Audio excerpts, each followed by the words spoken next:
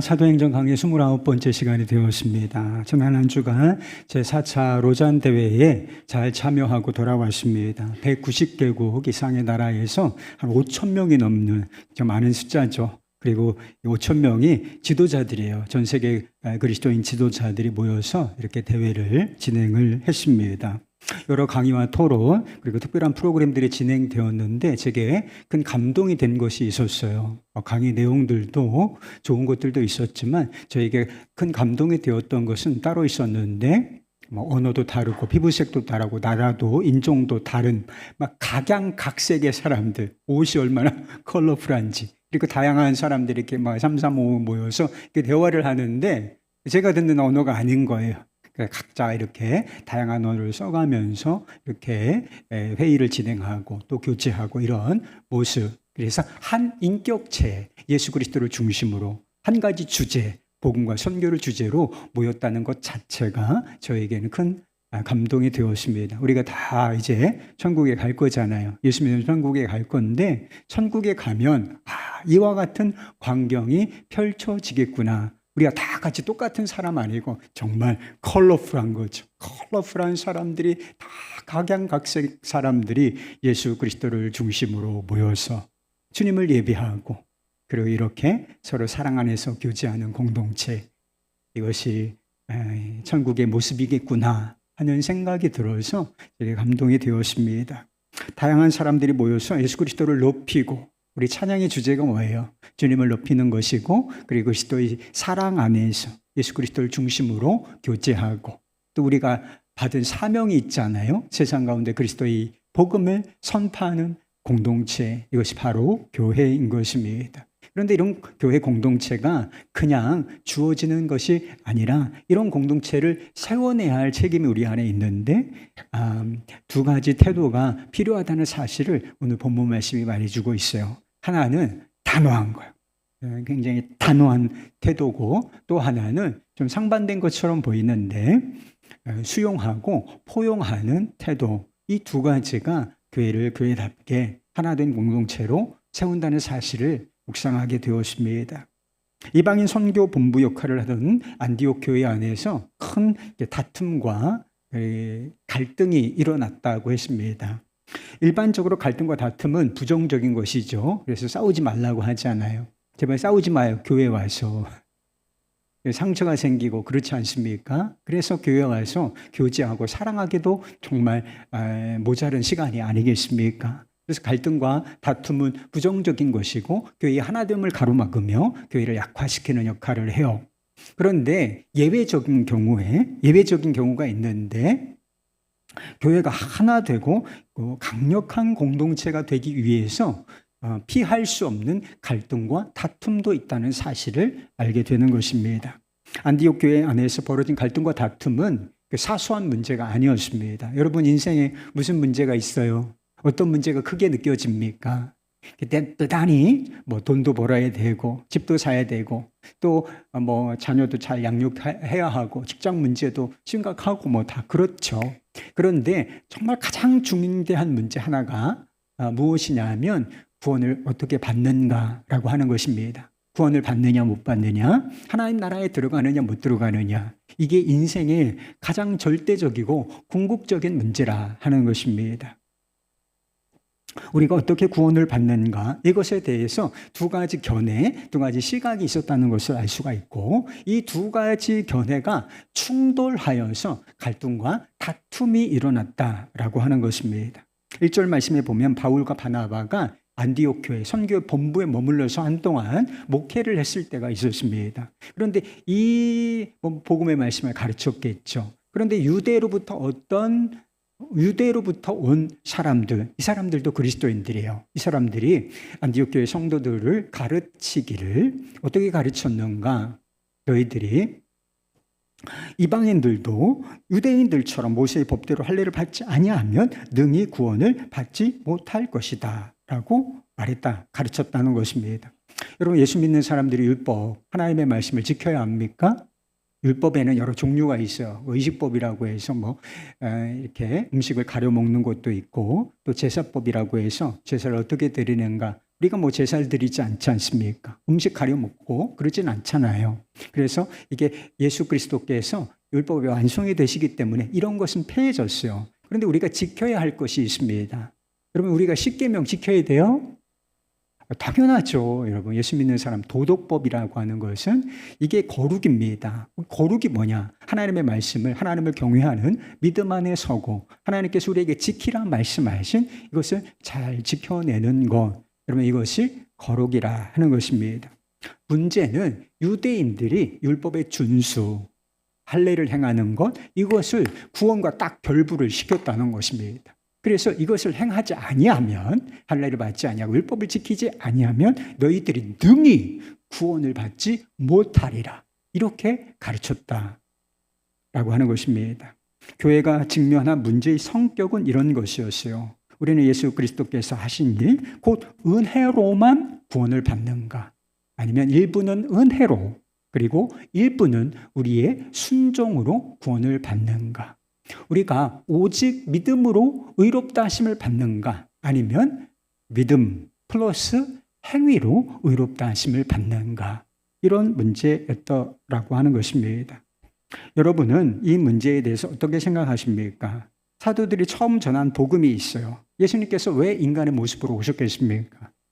하나님이신 예수님께서 왜 굳이 이 불편한 세상에 육신의 몸을 입고 오셨는가? 우리가 스스로는 우리 스스로를 구원할 수 없기 때문에 예수님께서 메시아, 구원자로서 이 땅에 육신을 입고 오신 것이었죠. 예수님께서 고난을 당하시고 십자가에 달려 죽지 않으셨습니까? 그런데 예수님께서 왜 이와 같은 일을 하셔야 했는가? 하나님의 말씀에 순종하지도 않고 순종할 수도 없는 죄인들이죠. 이 죄인들을 대신하여 하나님의 저주를 받기 위하여, 그래서 대속의 은혜를 주시기 위하여 예수님께서 십자가에 달려 죽으신 것입니다. 예수님께서 이 땅에 오시고 십자가에 달려 죽으실 뿐만 아니라 태어나서 숨을 거두시는 그 순간까지 하나님의 말씀을 그 외적으로 뿐만 아니라 내적으로 정신까지 다 일치하여 순종하시지 않았습니까? 다 순종하셨어요. 요거를 의라고 부르는 거예요. 왜 예수님께서 이와 같이 순종의 삶을 사셨겠는가? 우리를 위해서 그렇게 사신 거예요. 불의한 우리를 아무 공로 없는 의리를 의롭다라고 하시기 위하여 이와 같이 순종의 삶을 사셨다라고 하는 것입니다. 예수님께서 우리를 구속하시기 위하여 하신 일, 삶과 죽음과 부활로서 하신 일은 조금도 부족함이 없어요. 완전한 것입니다. 그래서 이것을 예수 그리스도와 예수 그리스도께서 하신 일을 믿으면, 단순하게 믿으면 그것으로 구원을 받는 것입니다. 이것이 처음부터 선포된 복음이라는 것이지요. 그런데 유대인들은 어떻게 주장한 것인가? 구원을 받으려면 할례를 행하고 율법을 지켜야 한다라고 하는 것은 어떤 의미가 있느냐? 예수님께서 하신 속죄 사역이라고 부르는데 이 사역이 불완전하다는 거예요. 예수님께서 하신 일로 구원받기 충분하지 않다라고 하는 뜻을 담고 있는 것입니다. 이것은 복음을 무효화시키는 거예요. 부족하다, 충분하진 않아. 예수님의 은혜가 필요해. 믿음이 필요하다. 그러나 그것으로 충분한 것은 아니다. 이렇게 말하는 것은 복음을 약화시키는 정도가 아니라 복음을 무력화시키는 것이며, 영광스러운 복음, 예수님께서 자신의 삶과 죽음과 부활로서 완성해내신 이 복음을 수치스럽게 만드는 일이었습니다. 그래서 바울과 바나바가 이 율법 교사들, 그들의 가르침을 그대로 두고 볼 수 없었고 분노하고 그들의 가르침에 맞서서 논쟁을 할 수밖에는 없었다라고 하는 것입니다.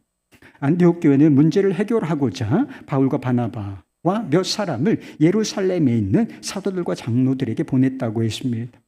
예루살렘에서 이 문제를 처리하기 위한 회의가 소집이 되는데 이름하여 예루살렘 공의회라고 하는 것이 처음으로 열려요. 이 회의의 수장이 누군가? 야고보인데 여러 야고보가 있어요. 그런데 예수님의 동생 야고보가 예루살렘 교회의 수장이었고 이 회의를 소집하여 주관한 인물이었습니다. 예루살렘 회의에서도 의견이 나뉘어집니다. 바리새파 중에 바리새인 출신이에요. 그런데 믿는 사람이에요. 어떤 사람들은 이방인에게도 할례를 행하고 모세 율법을 지키라고 명하는 것이 마땅하다고 이야기합니다. 예수를 믿는다고 말하면서도 여전히 비복음적인 주장을 하는 사람들이 유대인들 중에서 있었다라고 하는 것입니다. 그러나 치열한 논쟁 끝에 교회는 오직 예수, 오직 은혜, 오직 복음이라는 결론에 도달하게 된다는 것입니다. 오직 은혜, 오직 믿음으로 구원을 받는다. 여러분 믿으십니까? 우리에게는 너무나 당연한 진리처럼 느껴지지 않나요? 그러나 우리가 이렇게 순수한 복음을 소유할 수 있게 된 것은 그냥 된 일이 아니라는 것입니다. 비복음적인 주장과 가르침에 침묵하지 않고 맞서는 사람들이 있었기 때문에 우리가 오직 은혜, 오직 믿음이라는 순수한 복음을 지금까지 지켜낼 수가 있었다라고 하는 것입니다. 바울과 바나바가 이렇게 맞섰지요. 그리고 사도 베드로 역시 이 복음적인, 비복음적인 주장에 대해서 단호하게 맞서 일어나 이렇게 외쳤다고 했습니다.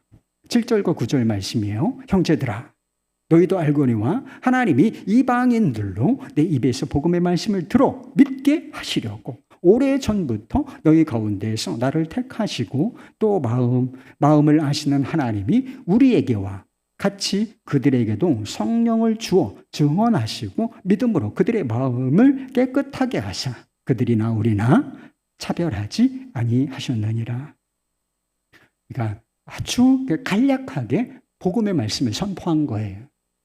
그래서 우리가 다른 무엇이 아니라 오직 은혜, 오직 믿음으로 구원받고 하나님의 가족 공동체의 일원이 된다라고 명백하게 선언을 한 거죠. 그래서 그들도 성령을 받았고 그들 안에 예수 그리스도를 믿는 믿음이 있으니 그들이나 우리나 다를 것이 없다. 우리는 하나다. 이렇게 결론을 내렸던 것입니다.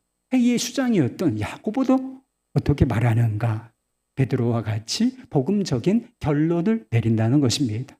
그래서 이게 엄청난 갈등의 요소가, 다툼의 요소가 될 수 있었던 이 일이 복음적으로 결론이 내려져서 이제 종지부가 찍어지게 되는 것입니다. 이렇게 말하는 것이 뭐가 어려울까? 오직 은혜, 오직 믿음으로 우리가 구원을 받는다. 그 사람들이나 우리나 하나님이 차별하지 않으신다. 우리는 하나다. 이렇게 말하기가 뭐가 어려워요. 그런데 당시 상황에서는 그렇게 이야기하는 것이 쉽지 않은 일이었다는 것을 알아야 하는 것입니다. 당시 교회의 주류 구성원들은, 리더십들은 다 누구였을 것 같습니까? 그래서 이 바울과 바나바의 1차 전도 여행으로 말미암아 이방인 선교가 확장되고 많은 이방인들이 이제 크리스천들이 되었어요. 그러나 여전히 주류는 누군가? 유대인들이었다라고 하는 것입니다. 바울이 쓴 갈라디아서에 보면 베드로와 관련한 일화가 나와요. 지금 복음을 명확하게 정리한 이 베드로에 관한 일화가 하나 나옵니다. 베드로가 안디옥에 왔을 때가 있었다는 거예요. 근데 안디옥에 와서 어떻게 했는가? 이방인 형제들과 함께 식사 교제를 이렇게 자연스럽게 한 일이 있었다는 것입니다. 그들을 나와 같은 성령을 받은 한 형제라고 생각했기 때문에 격이 없이 한 자리에서 식사를 할 수 있었던 것입니다. 유대 전통은 절대로 그럴 수가 없어요. 이방인은 상종을 하지 않습니다.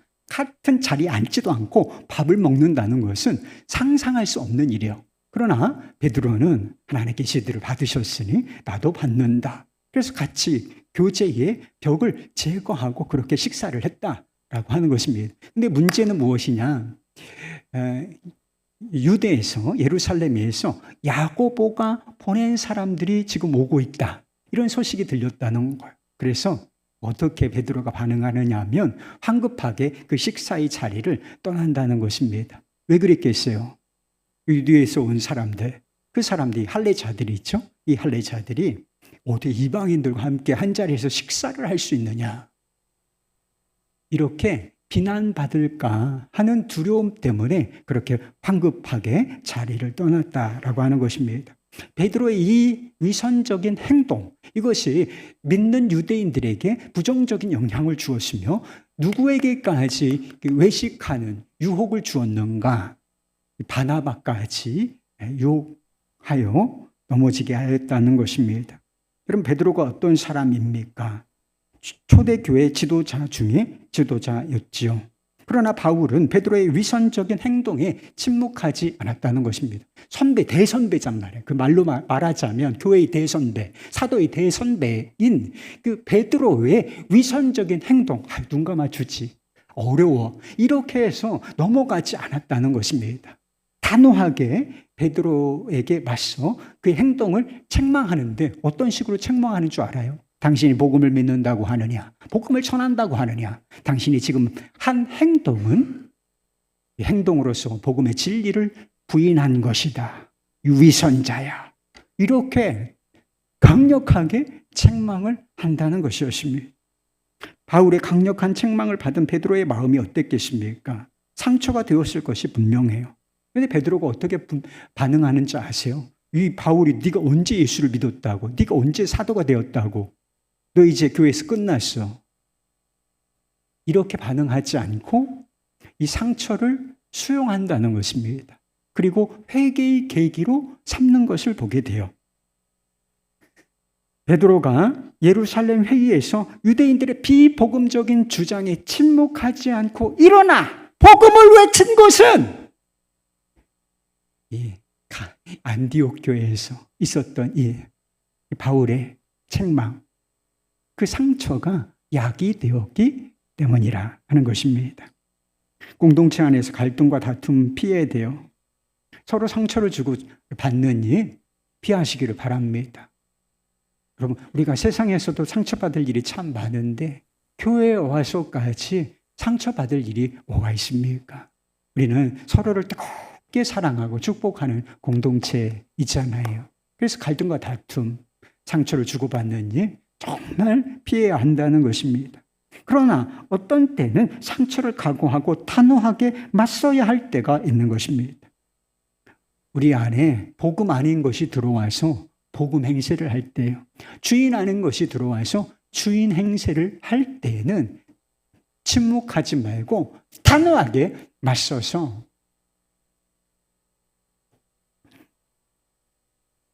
그것을 논쟁을 해야 된다는 것입니다.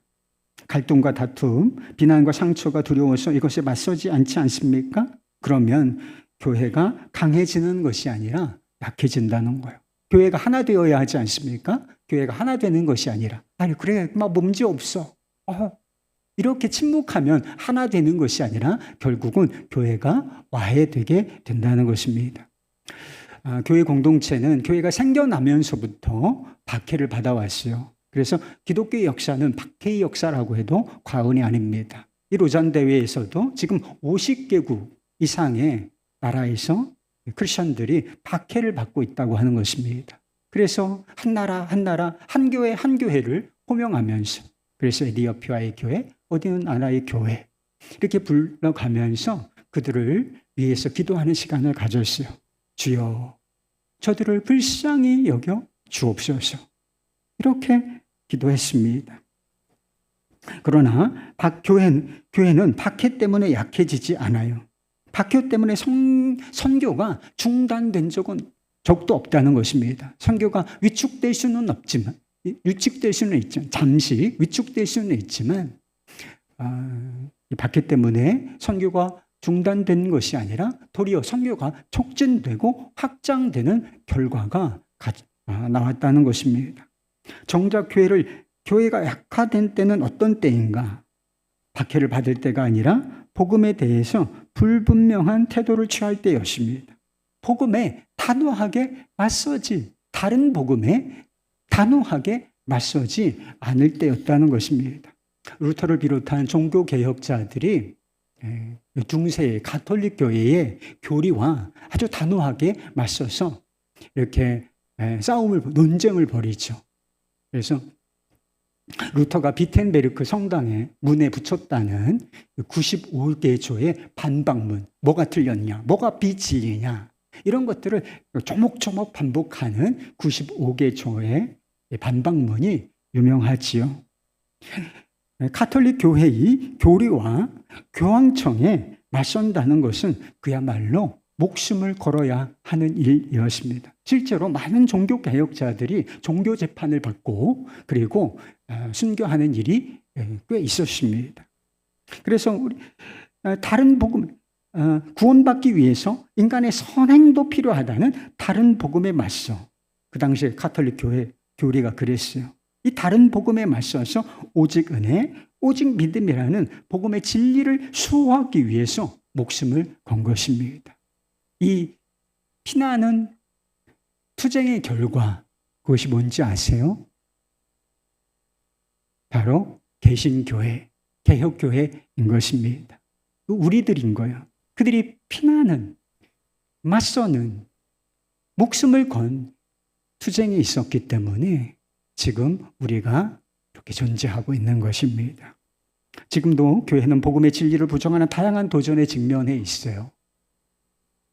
지금도 오직 은혜, 오직 믿음에 율법과 행위를 덧붙이고 또 무엇을 덧붙이려는 시도가 얼마나 많은지 몰라요. 비슷해 보이지만 결국 다른 복음을 주장하는 세력들, 사람들 얼마나 많은지 모른다는 것입니다. 예수 그리스도는 유일한 진리가 되심을 여러분 믿으십니까? 그런데 요즘에는 교회에 거대한 도전이 밀려드는데 어떤 도전인가? 예수 그리스도만 진리가 아니고 그래 진리라고 해라. 그런데 다른 진리는 다양한 것이다. 예. 그래서 종교다원주의라고 부르는 이 도전이 얼마나 거센지 모른다라고 하는 것입니다. 이런 도전에 맞서서 복음의 순수성, 오직 예수, 오직 은혜, 오직 믿음이라는 이 복음의 순수성을 지켜내야 할 책임이 우리 안에 있는 것입니다. 어떤 비난과 상처를 받는다고 하더라도 말이죠.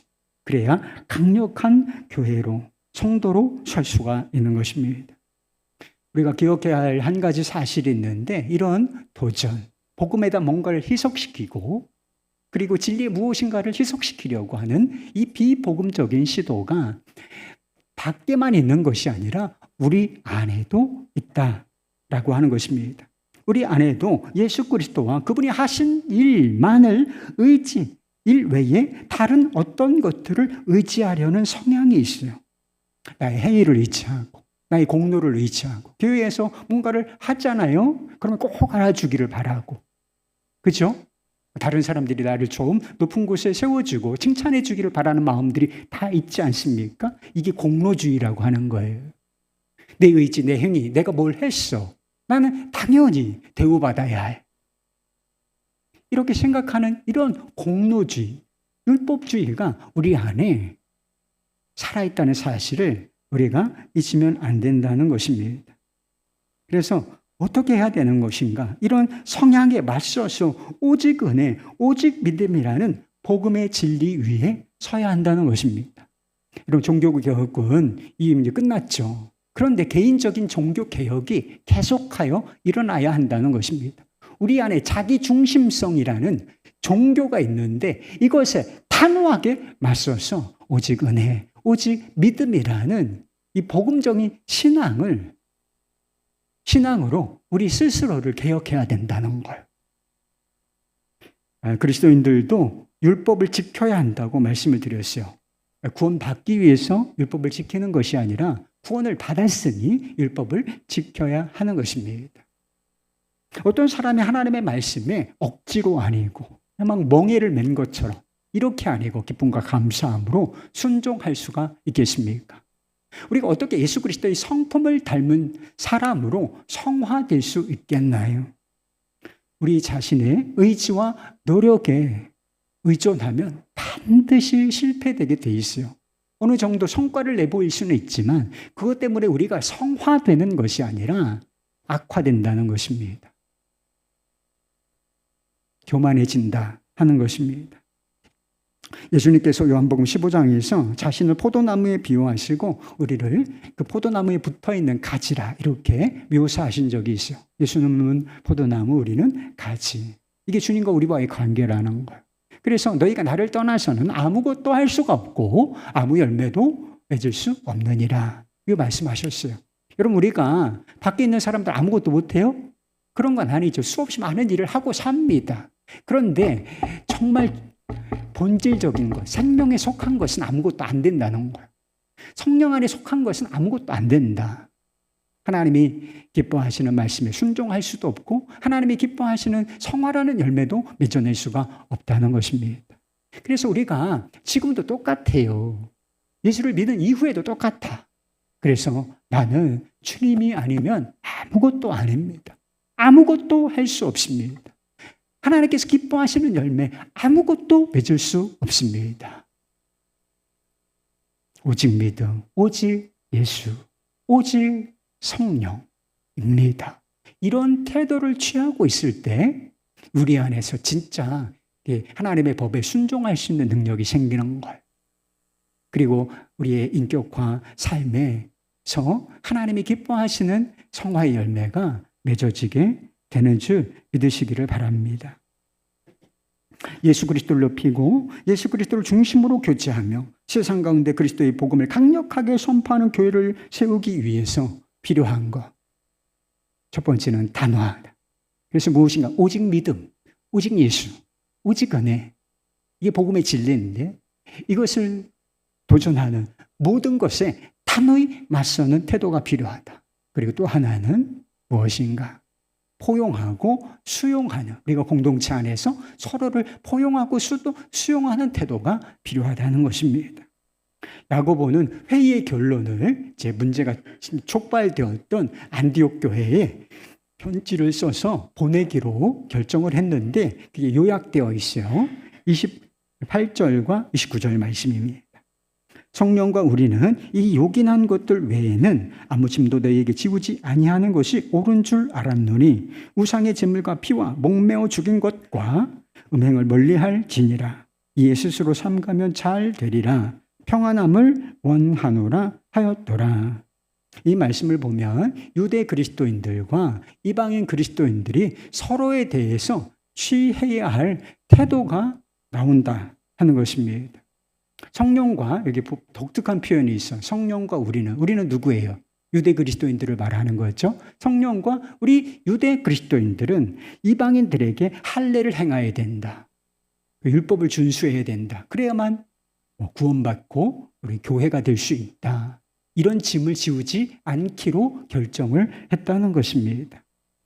그들이 결론을 내린 것처럼 구원받는 것도, 그리고 하나님의 가족 공동체의 멤버가 되는 것도 오직 은혜, 오직 믿음으로만 되는 일이기 때문에 이것 외에 아무 다른 것 요구하지 않겠다. 이렇게 말하고 있는 것이죠.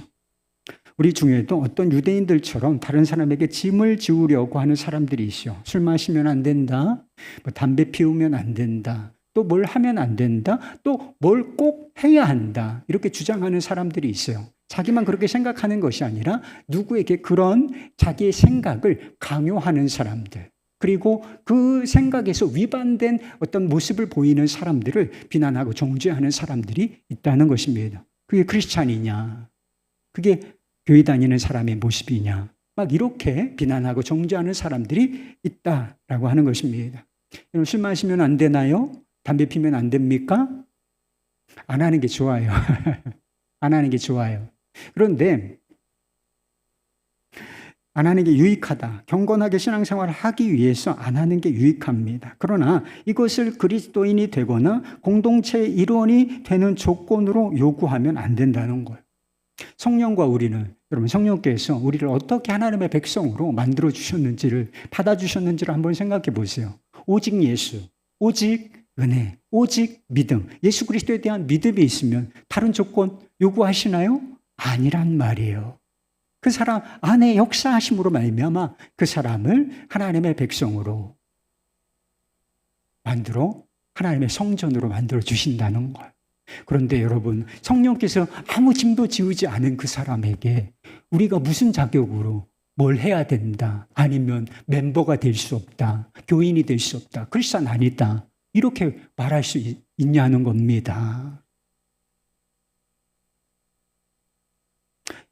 다른 모든 것들에 대해서 본질 하나 다 붙잡고 다른 모든 것에 대해서 이렇게 하면 좋겠다라고는 할 수 있지만 본질이 아닌 것에 대해서는 다른 사람에게 자유를 선언하시기를 바랍니다. 야고보는 이방 그리스도인들에게 요구한 게 있어요. 우상의 제물과 피와 목매어 죽인 것과 음행을 멀리하라고 했습니다. 이것은 구원을 받기 위해서 이런 일들을 해야 한다라고 요구한 게 아니었어요. 유대인들을 존중하고 유대 그리스도인들의 양심을 존중하고 수용해 줄 것을 요청하고 있는 것입니다.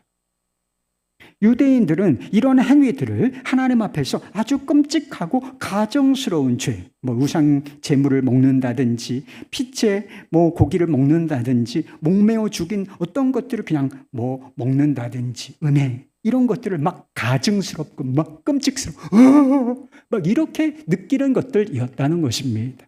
그런데 그리스도인이 되어서도 여전히 전통 속에 있었기 때문에 그런 생각을 가지고 있었다는 거예요. 이런 생각을 가지고 있는 유대 그리스도인들의 양심을 존중하여서 삼가면 좋겠다. 하나 되는데 이게 필요하단 말이에요. 그러니까 유대 그리스도인들을 좀 그들의 양심을 존중해 주기를 바란다. 이렇게 요청을 했던 것입니다. 그리스도의 교회는 성령 안에서 이미 하나예요. 우리는 하나입니다. 그리고 실천적으로 하나 되어야 하는 것이죠. 하나된 교회를 이루어야 강력한 공동체가 되고 강력한 공동체가 되어야 세상에 그리스도의 복음을 담대하게 증거하는 증언 공동체가 될 수 있는 것입니다. 네, 한번 생각해 보세요. 우리가 서로에 대해서 다름과 차이 존중하지 않고 문화적인 배경도 있죠. 그런 것들을 전혀 존중하지 않고 수용하지 않는 상태에서 어떻게 하나가 될 수 있겠습니까? 고린도전서에 보면 우상 제물을 먹는 문제로 교회 안에 논쟁이 일어났다는 사실을 알 수가 있어요. 그래서 어떤 사람은 우상 제물 아무것도 아니야. 우상은 아무것도 아니니까 먹어도 상관없어. 라고 하는 이렇게 주장하는 사람도 있었고 어떤 사람들은 먹으면 안 돼. 그건 죄가 되는 거야. 라고 생각하는 사람들도 있었어요. 뭐가 옳아요? 객관적인 대답이 있고 공동체 속에서 실천적인 대답이 있습니다. 객관적인 대답은 무엇이냐? 먹어도 된다는 거예요. 자유롭게 먹어도 아무 문제가 되는 것은 아니다. 그런데 공동체 속에서 실천적인 답이 주어지는데 그것은 민감한 양심을 가지고 그거 먹으면 죄 짓는 거야. 안 돼. 이렇게 민감한 양심을 가지고 있는 형제를 존중하라는 것입니다. 그래서 나는 아무 상관없어. 강한 믿음이 있고 지식이 있어서 제한 없이 먹을 수 있지만 그런 사람이 있다면 그를 위해서 먹을 수 있는 자유를 포기하라. 곧 사랑이 최고의 자유라. 이렇게 선포하고 있다는 것입니다. 9절에 그들과 우리라는 말이 나와요. 그들과 우리, 오직 예수, 오직 믿음이라고 하는 이 복음의 진리 밖에서 그들은 그들이고 우리는 우리일 뿐인 것입니다. 그래서 그들을 우리로 만들려고 하는 시도에 대해서, 주장에 대해서 또는 어떤 사람에 대해서 우리가 단호하게 맞서야 한다는 것이죠. 우리가 박해를 받거나 고난을 받고 또는 누군가에게 상처를 주거나 받는다 할지라도 그것을 두려워하지 말고 비복음에 대해서 단호하게 맞서야 한다는 것입니다. 그래서 복음의 가치를 나도 그리고 공동체가 지켜내야 한다는 것이지. 그러나 복음의 진리 안에서는 다른 것이 아무리 많아도 그들은 우리라 하는 것입니다. 우리가 다 다양하잖아요. 다 다양해요. 다양한데 다른 생각도 다르고 다른 게 너무 많은데 다른 것이 너무나 많다 할지라도 그들은 그들일 뿐이 아니라 우리다, 하나다 이렇게 수용해야 한다는 것입니다. 그들을 위해서 최고의 자유를 사용해야 한다라고 하는 것입니다. 여러분들에게도 그들이 있으시죠? 그들. 여러분은 왜 그 사람들을 그들로 남겨두고 계신 것인가요? 타협할 수 없는 복음의 진리 때문입니까? 아니면 다름과 차이 또는 그 무엇 때문인가요? 유명한 말이 있어요. 본질에서는 일치를, 비본질에서는 자유를, 그리고 모든 것에는 사랑을. 여러분 이 원칙을 고수하시길 바랍니다. 그래서 선명한 복음의 진리 안에서 강력한 복음적인 공동체를 만드는데 한 자락이라도 힘을 보태실 수 있기를 주 예수 그리스도의 이름으로 축원합니다.